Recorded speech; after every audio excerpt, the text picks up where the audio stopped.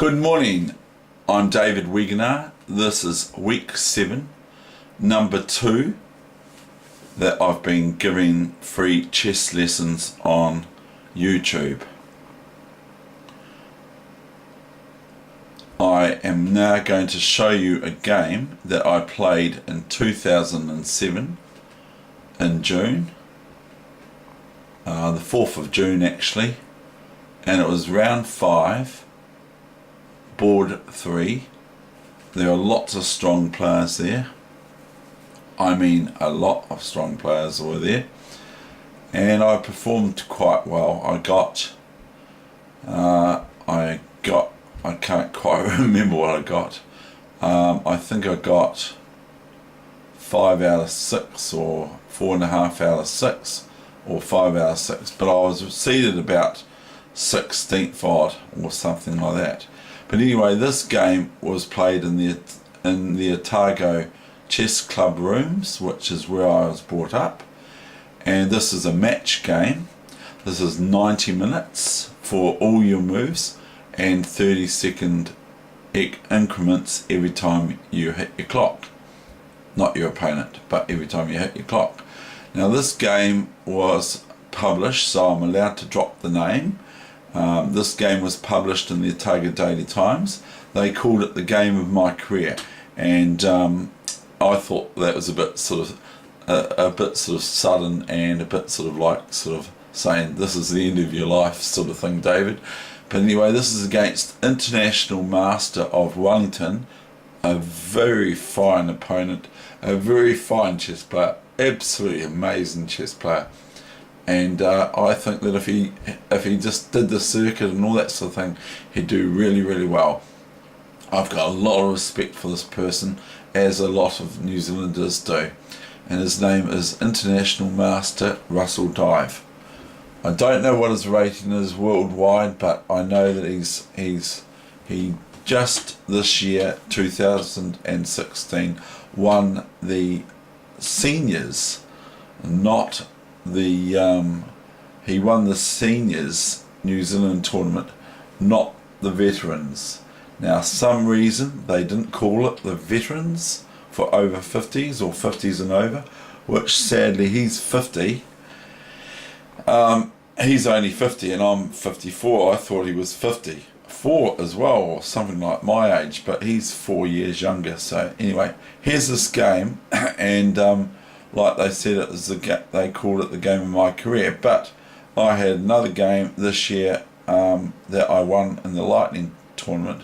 That I beat another international master from Australia, a professional chess player, who even beat Nigel Short, Grandmaster Nigel Short. So in a sort of an unrelated way, completely unrelated way, I beat Nigel Short, but not really. Okay. Here you go. This is, and that was only 3-minute chess plus 2 seconds per move increments. Okay, here's this game, and Russell is white. We're on board 3, and it's not live, but this is what happened, and this is quite a good game. So anyway, C4. He's noted for playing C4, but I don't really get into what this person plays and whatever these people play. I just sort of play.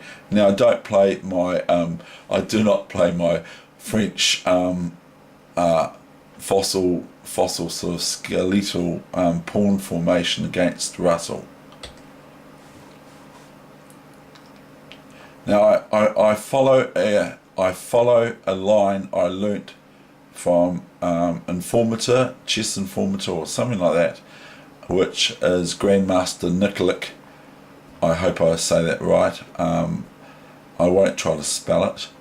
But anyway, I follow a line that I learnt from one of his games, or one of the positions he plays against the English. It's quite good too. So here we've got a typical situation. White can't really play d4 so easy, and neither can black play d5 because in this situation, because both knights and pawns prevent those sorts of moves. Okay, so there's a bit of a struggle here in this game.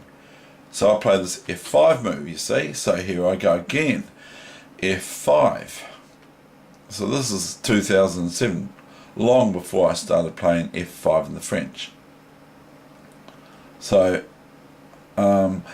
maybe I just love the move f5. I love it for obvious reasons for myself.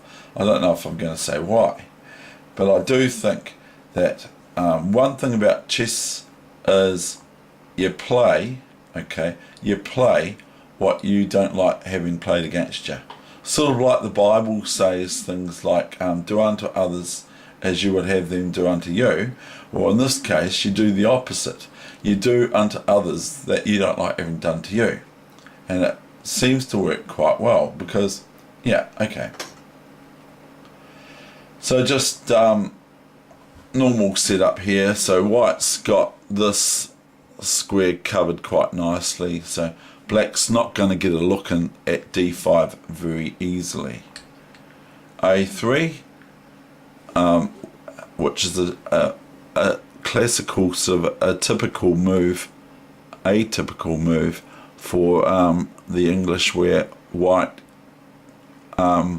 pushes this b pawn, so that they usually put their rook to here and push this b pawn, and these pawns come right down here, and that sort of thing. So white plays in the center and also down the queen's side. Whereas obviously with pawns like this for black can look at sort of crazy sort of pushes and all this sort of thing. Anyway, I play a5, which prevents b4. Why does it prevent that? Because the pawn can't move here, because one, I can just take it and I'm attacking the white's knight, and white cannot recapture with this pawn anyway, because I go rook takes rook. So that would be out of the question for white like Russell to play here, because Russell would have to immediately resign, which he would never play that move in a million years. He might play it, but then, which he wouldn't, he might play it, but then he might sort of relinquish this pawn here on b4, losing it. Anyway, I'm just talking nonsense. e3, g6, rook b1. So here we have the sort of wanting for white to expand and push this b pawn sooner or later, sort of thing. But at the moment, yes, white can now play b4. So white can actually play b4 now.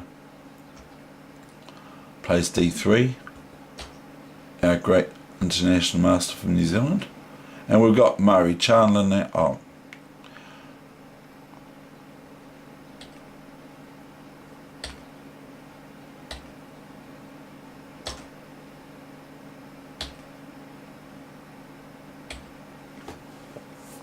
Now what this is planning to do is to go e4, pawn takes, knight here. First black wants to play c6, so that they can go e4, pawn takes, knight here, d5, which is what I do in the game. And Russell plays it in such a way that's quite interesting.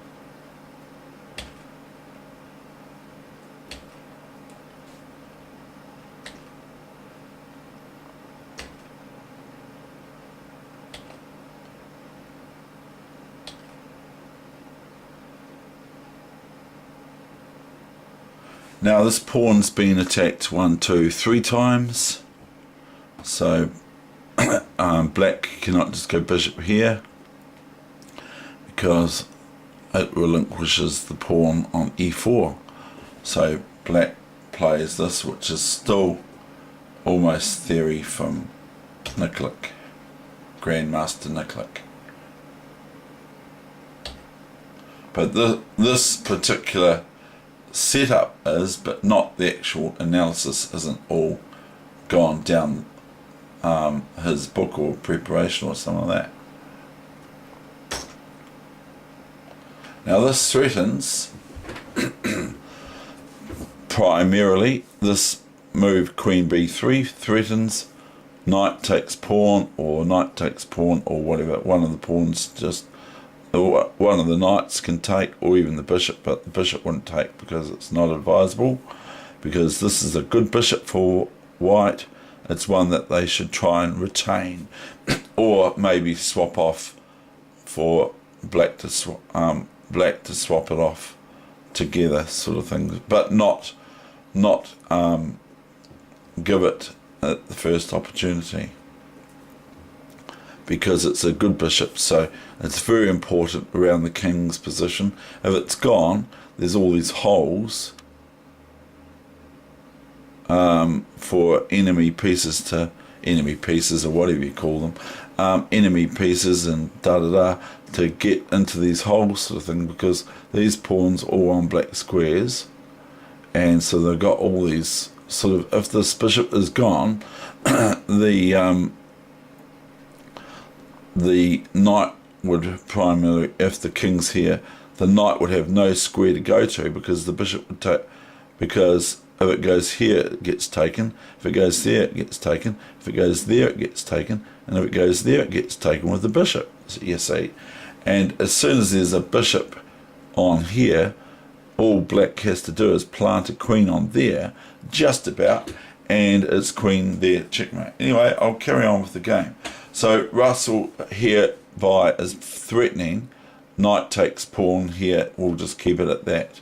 And because I can't take back afterwards with the pawn, because it's queen check, so I move my king here. Now Russell plays has already developed rook on b1 to d1. Now I think he thought rook f d1 was better, but I'm not sure actually, because black's still got things that they can do. Anyway, rook b d1, and I'm actually thinking of another move here, but I'm not sure how good it is, but I'm actually thinking of another move. But I played queen e8.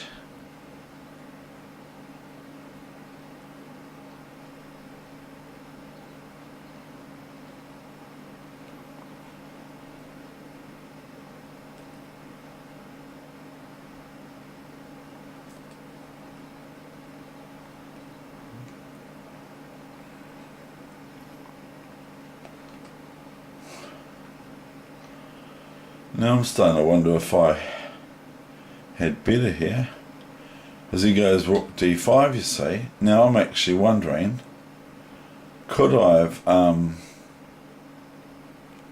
oh, it gets quite tricky, that's right. Now, we've got this position here, you see. Now, I'm thinking just here in my thoughts that, hang on, why can't I go h6 and say knight back here, or white could go bishop takes knight, bishop takes bishop, and then we've got knight takes pawn, and then we've got bishop e6, which is not that great anyway. I was looking the whole time at bishop e6, but it's not that great. It's okay. You know, I took the rook, and so we've got this exchange happening of the bishop on g7.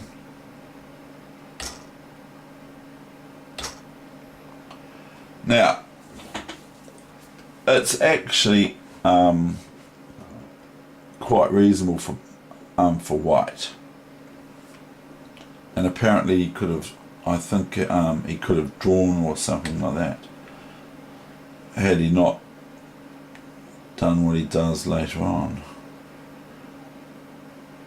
So this is just attacking the queen and the knight at the same time, and so black's only got one. It's got another move there. Queen d4 is a possibility. Check. In which case I was going to go, I would believe, queen here, queen up to here, if queen here, check.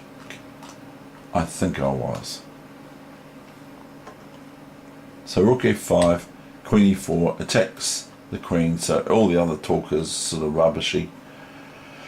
So I take this off, queen e4, knight e4,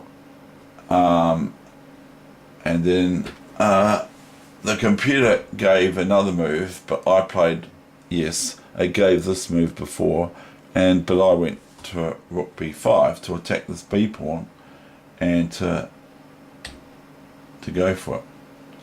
And Russell plays knight d6, and it looks quite a scary move actually. Rook b4, and then Russell plays rook c1, attacking this bishop twice. And I play what the computer says to. So I must have played quite alright actually.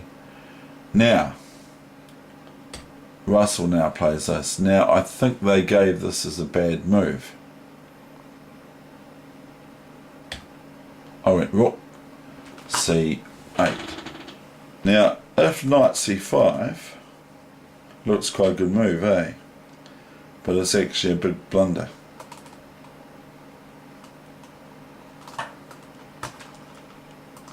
So now I'm going to play this move here. Now I want you to see if you can see.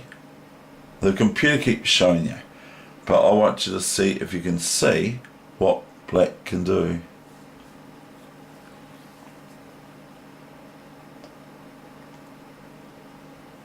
So there's about a 3-move checkmate.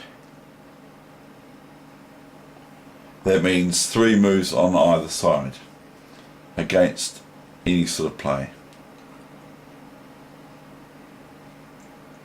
Or it might be even 4. It's okay, I'll take you out of your misery. It's a back rank threat. Okay? Now, I'm going to first tell you the analysis so that you have to look at it in your head, but I can't stop you. You can put it on your board, you know, I can't stop you doing that sort of thing. You can just do it over your board, but if you want to, you could try it without your board and just do it with just the pieces in your head and try it. You might like it, like green eggs and ham. But anyway, so now I'm going to tell you the analysis, and it's for some people it's reasonably easy to see. It's rook takes c5. Sorry, there's my car again. Rook c5, picking up this knight, okay, and a coffee cup. Rook takes knight, or rook c5. Rook c5, rook b1 check. Now white's got 2 moves at hand. It's rook b1 check. They can either move their rook from here back. Oh, sorry, I'm going to be using my my actual brush, bezel brush. Rook takes c5, rook takes c5, rook b1 check, and then white's got this move bishop here, you see, and bishop here to block the check on rook b1, and then bishop here for black, and the threat is rook takes bishop checkmate. And so white's sitting there going, oh, what can I do? So white can actually go rook back here again, but the white rook gets just captured by rook b c1. Rook b takes c1 with the rook, and then the pin is still on the bishop, or it's forked, or whatever it is, I don't know, skewered or something like that, doesn't matter, I don't really care. Rook c1, and then this white is in a stranglehold. Even if they go f4 or f3, it's still rook takes bishop, checkmate. And when I was playing this game with Russell later on at the end, so you can remember this for the end position, when I was playing this game with Russell, I was actually analysing it so much, because I was just wondering if I'd missed some sort of wee little move like f4, like I said just before. So I was analysing it, something rotten. Anyway, that's that move there. So I've gone rook c8. Okay, I've gone rook c8 to ask the question. Now, if this rook takes here, okay, same thing. If this rook takes here, then black has rook b1 check. And then the bishop comes back here, because there's no other move, or rook from here to there, and rook takes rook, okay? And then bishop here, and bishop h3, same thing. The other thing is after rook takes rook, rook b1, bishop f1, bishop h3, because can't go bishop c4, because the rook on c8, the white rook on c8, just takes the bishop, and then all of a sudden white's winning, like I played last night on the internet. So I don't want to show you any of my games last night, because I played them about 2 o'clock in the morning, and just like I dropped things, I moved things, that just like I had to give my phone a clean, but it still didn't do any good. It's still just as bad as, and like I was making all these excuses. I was making all these excuses, but then it still didn't matter, because I still made bad moves even when I cleaned the screen and all that sort of stuff.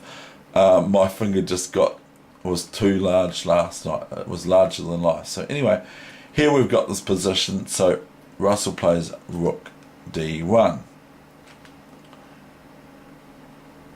And here I play a sensible sort of a move. I just go, the computer's showing it, I go rook c2, just to be prepared. And I'm watching my king, I'm looking at my king, I'm checking out whether or not Russell's got some sort of like thing happening with my king, or a knight forks and all that sort of stuff.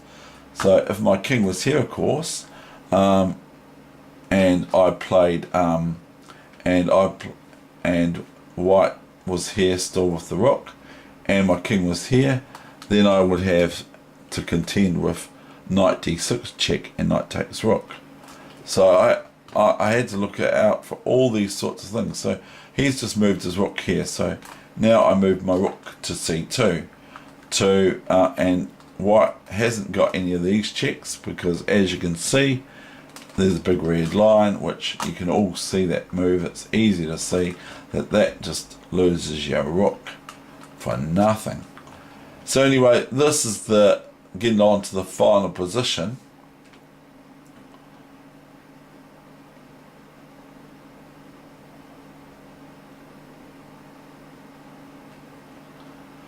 And here, sadly for Russell, and almost sadly for me too, because I really respect this guy, and but sadly for Russell, he now makes what was probably construed to be a bad move. He went knight d6. Now, given I'm going to give you one clue, the computer's already done it. I'm going to give you one clue. It's sort of in the family of what I said before. It's in the sort of family of what I said before, is a back rank episode. And they gave us 2 exclamation marks. I don't know. I think it's okay, but I don't know if it's 2 exclamation marks. Anyway, this is the game for the day, and I went rook d2. Now I was going to show you the analysis before that I was telling you about, but you can also do that on your computer. Now the horrible thing about this is one, white can play bishop to f3. If rook takes rook, then rook b1 check.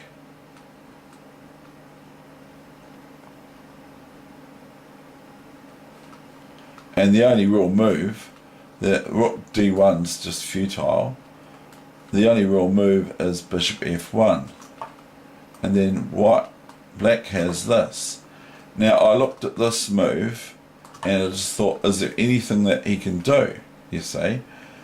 Can he do anything? But then I just go king f8. In my analysis, that's what I found. And white's totally lost. No f4 move, can't get the king out, can't move there, obviously, can't move here because of rook f1. If it moves there, then it's just trade off for the rook, not the bishop. Not after this bishop takes bishop, because then white would have either rook takes bishop or rook takes rook, and they'd be fine. So I want to go back to this move here. This is basically what I do believe is a skewer. It's even if the knight checks here, the king just attacks the knight, and if it moves back here, it takes the knight, and the rook takes the rook, the rook, yep, the rook comes down to b1 check. Bishop f1's the only sensible move.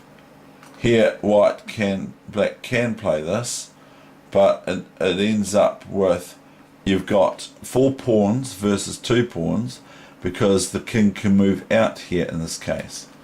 So you want to really fasten down white's position by bishop h3.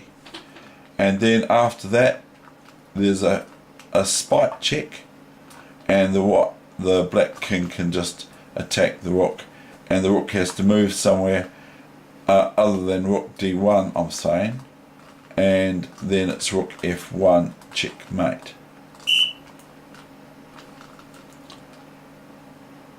So I want to go back over this position here, where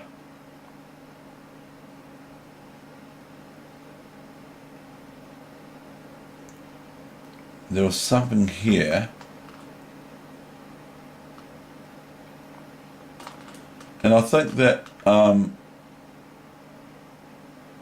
after he took this pawn, after he takes this pawn, don't know what's happened to my analysis, it's gone away, can't work it out. After he takes this pawn, I think that was the issue. And I'm not even sure if he could have gone bishop b7, thereby giving himself a square for his king, and moving this bishop to f3, that sort of thing. But I think there was some sort of analysis after the game that sort of revealed this possibility. Maybe even rook c7 check.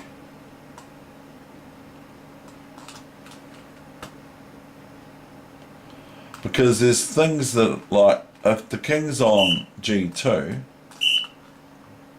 it's quite interesting. Ah, dear. Bishop b7. We're just going to play some fairy chess here, okay? I can't. So I'll just go here. King here. Bishop here, check. Bishop here. Oh no, I wanted to leave my king here. And so we're doing real fairy chess here. Okay. And then black's lost. Because black's... So that's just fairy chess for you. So the other analysis I wanted to show you, I've already explained that enough, I think. So that's the game for today. It was very, very special. An ex-rival of mine, who is now a friend when I was on Facebook. He was one of my friends on Facebook. An ex-rival of mine from the Otago Chess Club. When I had played this move, Rook D2, which I'll just put back up for you to have a look at. I can't find it now, it's disappeared with, I've gone and done all this new analysis, so it's broken all. When I played Rook D2, I went out to make Heather Weegenaar, my wife then, I went out to make her a cup of coffee and myself, because she actually won the woman's junior prize. So there was a junior, it was between her and a junior to win this prize. And she was playing this junior in this tournament the last round. She was on 1 out of 5, and I was tickled pink that she was on 1 out of 5. But she was on 1 out of 5 because she had got the buy, which is the free point. She got the buy, you see. And what I really love is, about 1 year ago, she told me, she said, I'm missing one of my score sheets, because we were looking, we were getting the score sheets. I'm missing my score sheet for round 4. And I said, oh, are you really? Oh, where's that? And she said, I don't know. I'm missing it. I've lost it. I don't know where it is. And I said, oh, that's no good.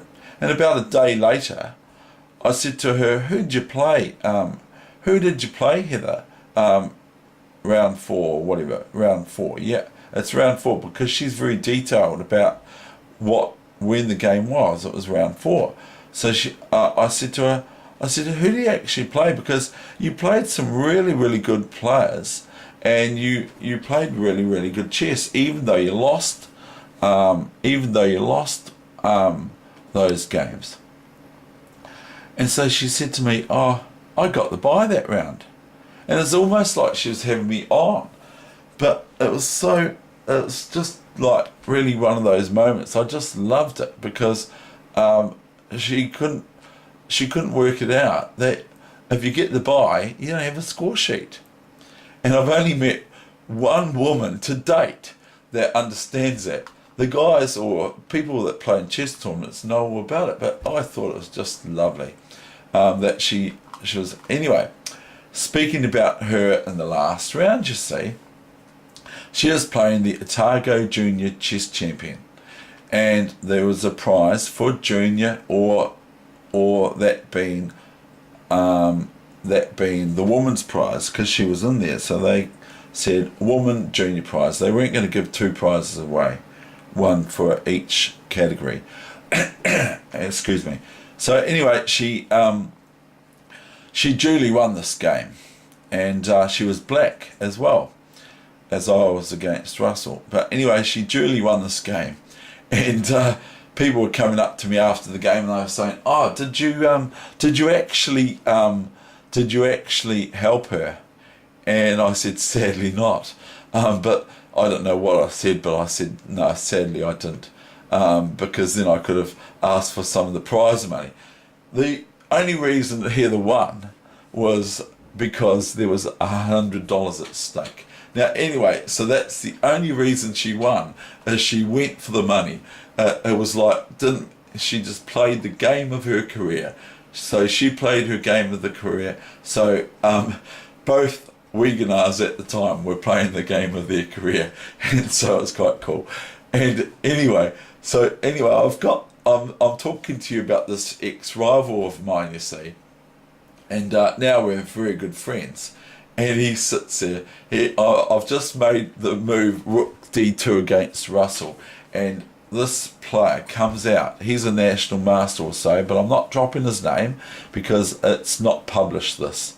So anyway, he comes out and he raises his eyebrows and sort of like an appreciation of my move, which was final Rook D2, because Russell resigned after that. He comes out, and I'm making Heather a cup of coffee, and he comes out and he says, he sort of raises his eyebrows and sort of like, well done, well, good move, and blah blah blah, which it was. And I said to this player, I said his first part of his binomial nomenclature, I said to her, which is his name, I said to him, I feel like offering Russell a draw. And with that, my friend now, he said to me, you can't do that, because these opportunities come around every so often. You have to take them with both open arms. You've got to take them both. You've got to take it and be happy for it. So anyway, I was still making Heather a cup of coffee, and out he comes again, and he says Russell has just set the pieces up, which means he resigned. And I went in there, and I said to him I wanted to give him a draw, and that sort of thing. And he said to me, David, you outplayed me, and you played really well. And so that was also beautiful as well, because he was respecting my play and everything like that, which was quite good for him to do, or whatever, I don't know, something like that. So anyway,